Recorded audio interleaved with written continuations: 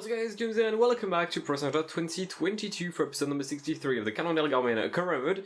In today's episode, we shall attempt to win various races across different countries. You've guessed it, it is the episode of the National Championships, an episode where I very rarely thrive. However, in order to trigger some luck, I decided that I would wear international merch. And I've gone with the brand new Japan football kit. Adidas just makes bangers, right? They just do. This is not sponsored. I wish it was. But no, I've gone with the Japan kit. I don't have any rider from Japan, but maybe it's gonna help me. At least if I lose, I guess I'll do good doing it. Well, it appears my jersey hasn't triggered any luck. As a matter of fact, it triggered bad luck and bad racing conditions.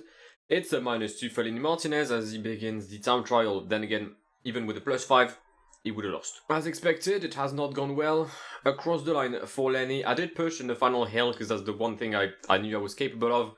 And it's 55th. Wow. Wow. I'm glad he's not on the Tour de France. Moved on to Canada. We haven't lost, I think, the time trial in Canada in this entire career. Let's make sure that today is not the first time that we do. I'm very worried. I'm very worried. The first thing that worries me is the fact that Rafael Parisella just clocked P1. Wait, hold up. Rafael Parisella clocked P1 knowing that I didn't manage him. That was purely based by the AI. Okay, that's not something I'd expected. The second thing that worries me, it's that Derek has a -1 despite having 99 fitness and a fitness peak, but also there's this Donny here. Tyson Brown, I've seen him last year, he didn't have a 78 time trial. So, yeah, I feel like I may actually lose this NC. Another thing, Mason Edwards may have to join my team. These are good stats for a Canadian rider, and I mean, I still want to kind of have Canadian riders, although I don't have 7 anymore. Do I care about Canada? I don't know. Final kilometer for Derek. He's going to lose the NC, sadly. Nikola Zhukovsky has taken P1. That's our former rider. We are behind Zhukovsky. Okay, good. I thought I would be second. Tyson Brown. Welcome to Cannondale Garmin next year. The Championship do Brasil. No 5-star skills. Not even a +5 actually. It's a -1 for Vinicius Rangel Costa. Meaning that I'm gonna lose, just like last year. I'm not sure what the result will be, but it's gonna be close. Alex Malakarn currently leads for Trinity Cycling. Is he? So you're telling me that Swift Carbon had 9 chances out of 11 to win, and they managed to get, well, second. Yep, they got second. Vinicius is P3. For fuck's sake, Vinicius. I've lost to Alex Malakarn. I don't even know who he is. Hopefully, we have managed to change country and get more success. So far, it's not been good, but Norway offers us the possibility of winning. Nordhagen just progressed. Hello, thank you very much, Jürgen. That's quite the treat. But Zoran Varenscheld is our leader ahead of this time trial. We'll see if he can do something. He'll be facing Erik Jakobsen and Benjamin Torgersen. And obviously, of course, the world champion, Tobias Voss, the actual world champion. I'm still not used to saying that. How is Tobias Voss world champion? Jesper will cross the line exactly at the moment Zoran starts his effort. Currently leading in Andebu is Johannesson. Not anymore. Tobias Harland Johannesson is behind Jürgen Nordhagen. And it's not a great day for Varenscheld. For fuck's sake. All my riders so far have had bad days except Nordhagen. He's the only one throughout the entire episode who's had more than a +2. No, Zoran is not in it. Zoran is not in the battle. Nordhagen was beaten already by Benjamin Torgersen, who I think will take the win. He will indeed, because Erik Jakobsen came P2. Yeah. So far, it's horrendous. The hour is it is important. That's a French sentence. It actually doesn't translate in English. But the time is here. The time is now. You can't see me. My time is now. We are in Switzerland, and last year, things have been said, promises were made that had I lost the Swiss Championships, I would have possibly removed my channel from the platform that is YouTube. I'm still here. However, what wasn't there was a distinctive jersey on the shoulder of both Stefan Kung and or Stefan Besega when it came to the time trial element. Today, I'm getting that jersey back. And the guy who beat us last year is even stronger. It's a good day for Stefan. Praise the Lord. But this guy is good. Matthias Studer, 80 mountains, 79 hills, 76 time trial. Very good secondaries. There's someone in my comments that literally just said that they haven't seen enough regens winning. This guy here. This guy looks good. Gino Meda destroying the time of Mark Hirschi and Valorbe. I've badly managed everyone in my team except Stefan. Kung dies. But yeah, badly managed Besega. I just didn't really do enough. But I think I've done enough with Stefan. Studer is just up the road and across the line for Mr. Kung. 33 seconds quicker than Gino Meda. We have a first win today. Not the most difficult, but it is a win nonetheless, and the jersey goes back to the hands of Cannondale Garmin. Maybe another chance at winning a time trial, a 47-kilometer time trial in Luxembourg, really maximizing the superficie. Superficie? That's definitely a French word. The area of Luxembourg we're using every single road in the country, hence the 45 kilometers. This guy's good as well. See, I'm discovering regens with you, potential future signings as well for Cannondale Garmin as I'm trying to rejuvenate the team ahead of the next transfer window. Final kilometer for Hannes Almeida. He will not be winning in the town of for fuck's sake, the town is called Ma Mère, that means my mother in French. He takes the lead 1 second ahead of Mr. Kevin Jonietz.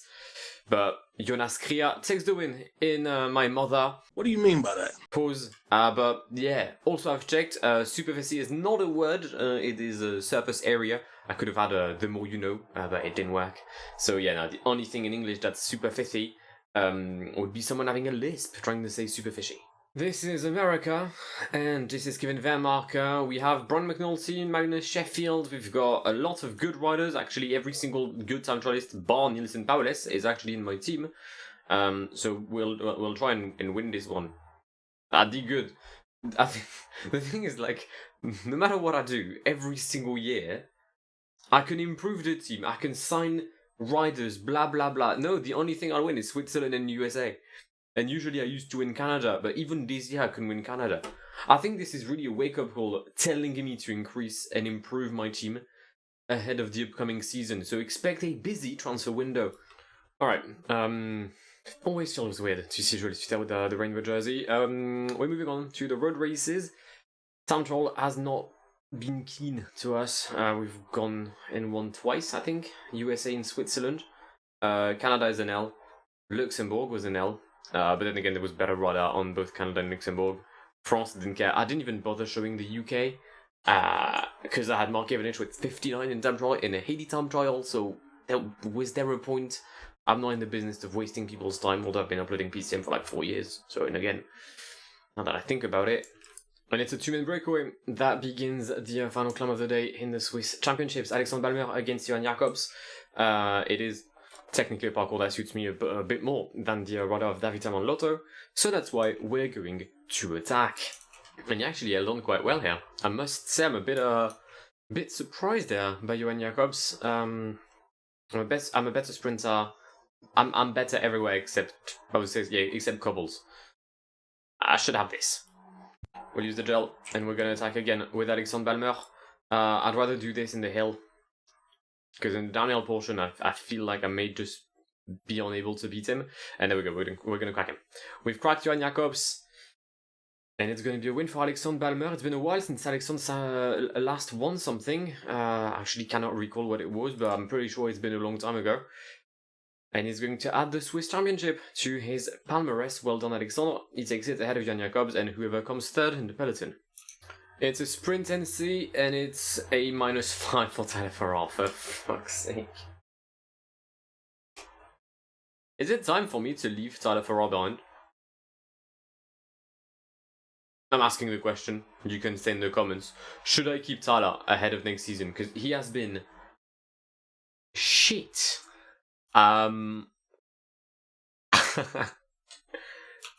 So remember my Tour de France? Yeah, I said Brandon McNulty would be my leader. Brandon McNulty just DNF'd from the American NC. I'll see if he can be fit in 4 days. Hopefully it's not something big. Like, if it's just a broken wrist, he can do it, right? If it's a broken coccyx, the story shall be different. Fuck. I was looking forward to this as well. With the disappointment of Brandon out of the race, we still have a national championship to try and win. Currently leading is Mr. Schmidt, and he got overtaken by Mason Ray, Vermarker, Jorgensen, Sheffield, and Tyler is meant to be here. There we go. If Tyler's getting dropped on a false flat, yeah, his contract is out. It just is. I don't even know if his contract is finishing at the end of the season, but it will. No matter what. Unless you guys tell me vehemently, is that a word? It probably is. Unless you guys really tell me with vehemence that you want to see him stay in the team next year. The sprint is underway, there's many corners there. It's a very twisty and tricky finish in Winston-Salem. Jorgensen goes for the effort. Tyler Farrar has absolutely lost contact, and it's a win today for Matti Jorgensen ahead of Magnus Sheffield. It's a 1-2. We've lost Brandon, but we've managed to win a jersey.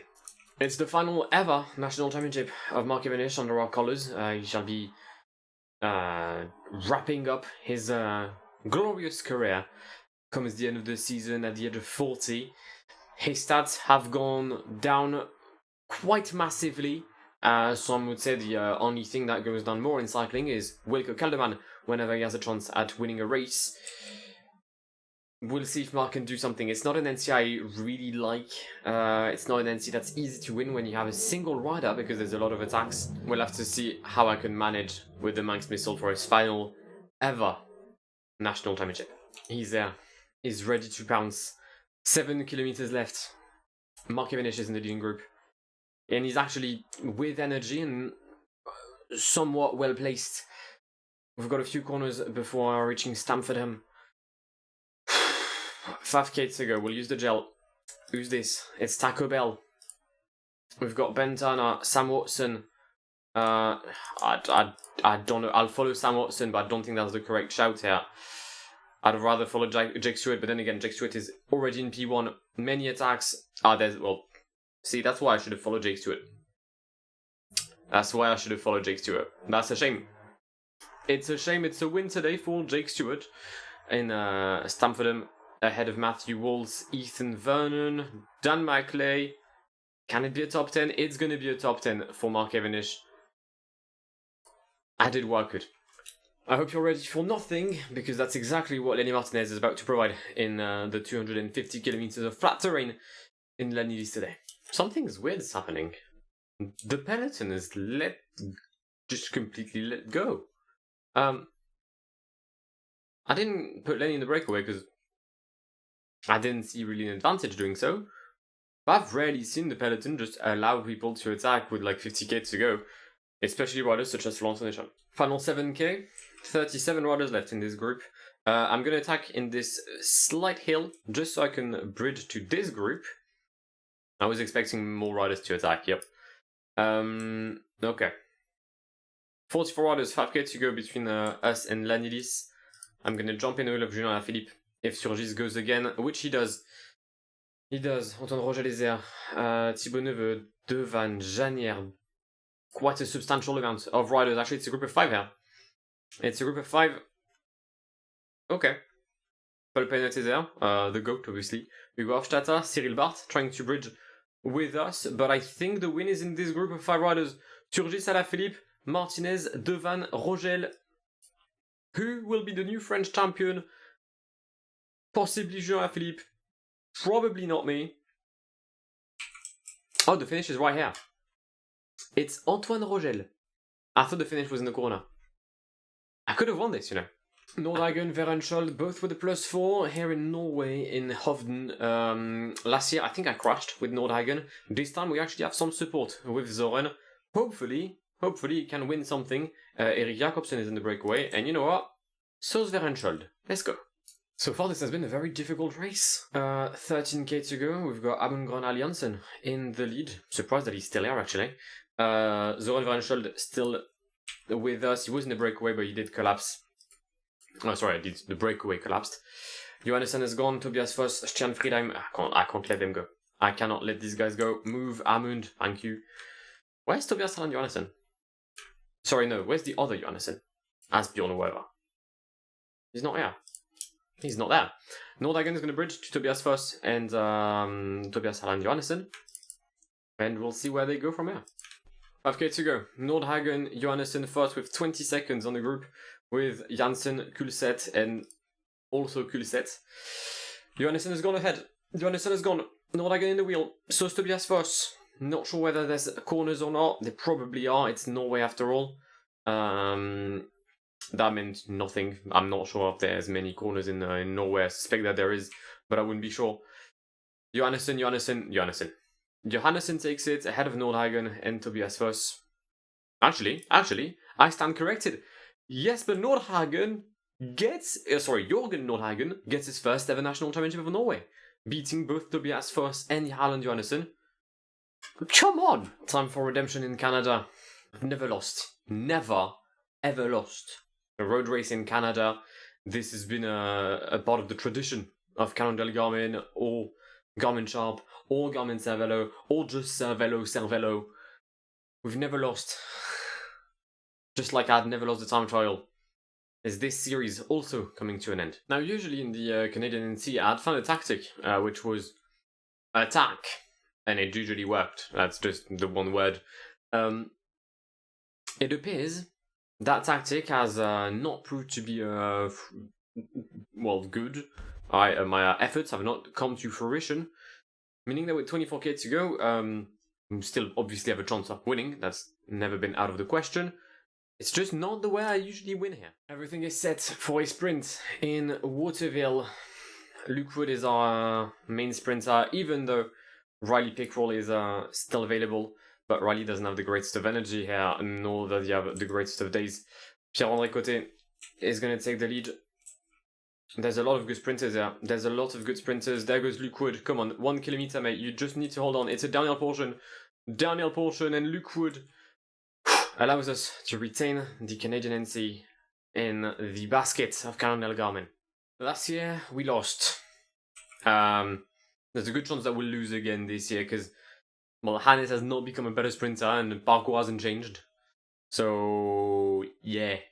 Although, if it's a 1v1, I can tell you already that this Moran guy has just won the Luxembourg and USA TT. Well done, Tim. Final 10k, got some attacks here. We've got Klein, Stoffel, and Arendt. There's more riders than expected. We now have a 7-man group instead of the 3 that I had pre-planned, meaning that at least I would have had a medal with Hannes no matter what. Now, I'm not so sure. Peloton is right there, but they're a lap down. Don't you worry. I'm pretty, they see us, but they've got blue flags. They're like anyone that's facing the Red Bulls this year. Hannes is in the front of the group. I have no clue what to do. That's it. 63 acceleration, 59 sprint. Pretty sure I would go backwards if I wanted to. We're probably done. My only bet is to attack either early or to try and delay the sprint as much as one can. We're gonna go now in this hilly portion, but Morang is right in my wheel. Also, there's 1.7k to go. I expected this to be a lot later. Almeida, not Almeida. It's a win for Morang, I called it, and he gets the win. I think this is the last NC of the day and therefore of the episode. Rangel Costa is going to attack, and well done, he's won. Vinicius was joined in the breakaway by Alex Malacarne and Rosa. I swear it's the exact same breakaway every year. It's always Vinicius and Malacarne, because we're the only 2 riders from a solo team. And then it's always one Donny from, is it Scope Marcondes? No, Swift Carbon. I call them Scove Marcondes every year, and that's never going to change. But with 9 kilometers remaining in this national championship, I'm going to attack and secure a Brazilian jersey for yet another season with Vinicius Rangel Costa. And just like that final 500 meters, Vinicius Rangel Costa is the new and still Brazilian champion. Sadly, we end the episode on a sad note, as Brian McNulty has his diagnosis, and he fractured his thigh. So hopefully we'll see him on the Vuelta. We won't see him on the Tour de France because I don't think a thigh can heal in 3 days. But in 3 days, we have the Tour de France, also known as the Hannibal race, which will start in Cartagena and finish in Cannes. If you want to see a said episode, then do feel free to subscribe to the channel if you haven't done so already. If you have, then thank you, I appreciate you, and I'll see you in the very near future. My name is Guillaume, have an amazing day. See ya. Pass me the funk, get your funk on, girl, and don't you ever let it go. We're getting drunk in here, and what comes next will